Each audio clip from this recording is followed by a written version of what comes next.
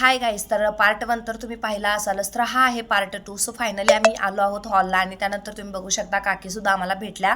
त्याने आमच्यासाठी नाश्ता वगैरे पण घेऊन आले आणि स्वतः पण नाश्ता वगैरे केला. आम्ही चहा वगैरे घेऊन ना डायरेक्ट काकींच्या घरीच निघालो, कारण आम्हाला तिथेच रेडी व्हायचं होतं. मग रेडी वगैरे होऊन आम्ही निघालो हॉलसाठी परत. आणि बघू शकता गाईज, सिम्पल आणि सुंदर असा हॉल रेडी केला होता, पण खूप छान वाटलं. आणि नवरी सांगत होती नवऱ्याला की व्लॉग वगैरे करते, यूट्यूब वगैरे चॅनल आहे.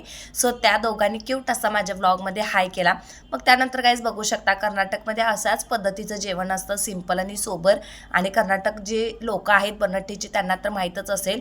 आणि मग त्यानंतर काकी मला म्हणत होत्या की मला व्लॉगमध्ये घेतली नाही आहेस या लुकमध्ये, तर त्यांना पण घेतले मी या लुकमध्ये. मग त्यानंतर गाईज कर्नाटकामध्ये ना ह्या साड्या खूप फेमस आहेत, महाराष्ट्रामध्ये पण या साड्या नेसल्या जातात. आणि या सगळ्या साड्या कर्नाटकात घरात तयार होतात गाईज, हे सगळे घरात आहेत कारखाने वगैरे.